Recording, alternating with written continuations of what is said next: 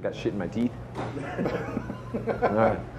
Let's get the heavy stuff out of the way first. Whenever somebody starts talking about lyrics and what's offensive, how do you respond? How do you respond to somebody who says, "Hey, what's in your music? There's a little, gets a little too racy for kids to listen to." How do you respond to something like that? It's all pure and it's all truth coming from us. And we're we're artists in a way. People keep asking me what kind of responsibility I have for followers or whatnot, or you're some kind of idol, you're this, you're that, and it's them making you some big deal, and it's hey, I'm just doing my gig here, and when you start thinking about what you're doing, it won't be pure anymore. You'll start writing. It'll basically be you're writing for somebody else, not from yourself, from your heart, from what you feel. There's aggression in the lyrics. There's that's kind of how we were and how we live. A lot of these things aren't so literal. I know kids take things very literal, but a lot of them are a lot of similes in there of things, and they're deeper than just smash your head against the wall or whatever. There's a lot of serious, deep thought put into the lyrics. Is it true whether medium you're looking at, whether it be rap, whether it be heavy metal, whether it be alternative, whether it be jazz, you're expressing life's experience? This is the way you want to express yourself through your art. Yeah, it's not. Our lyrics, I think, help.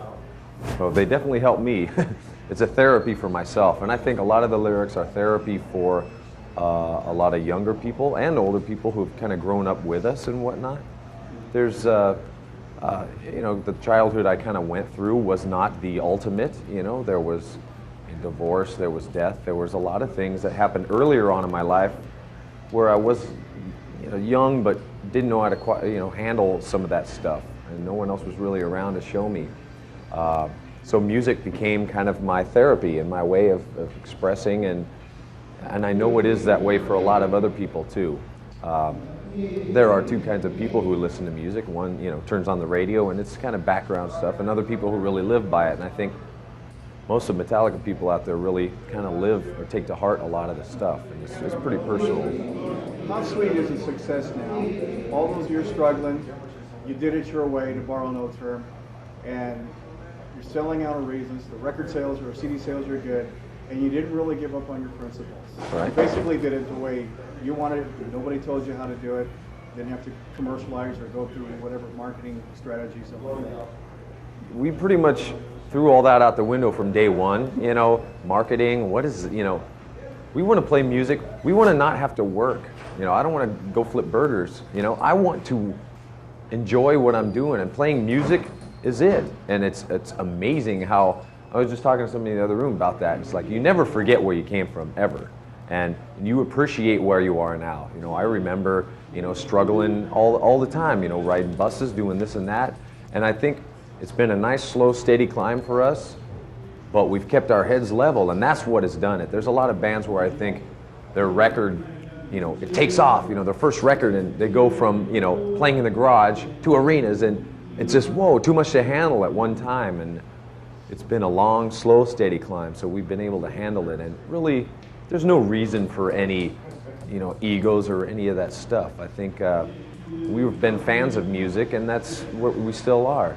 We know what people like and don't like, as far expecting things from normal human beings. Was that slow climb helping you appreciate more how the success has come and hanging on to it and not taking it for granted?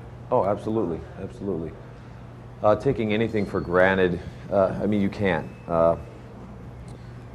But you have to struggle to, I think, appreciate where you are, That's what I feel. And that, not to say that there's no struggling going on anymore, because there's plenty of that. But I think we're a lot looser, a little wiser, and a bit more mature, and know how to handle situations instead of, oh, this sucks, let's smash the dressing room, or, silly things like that. But, we get out, we have a lot of fun, we let loose, have a few beers, same old thing. Any truth to one of the band members taking a cab ride from San Francisco to make it here tonight?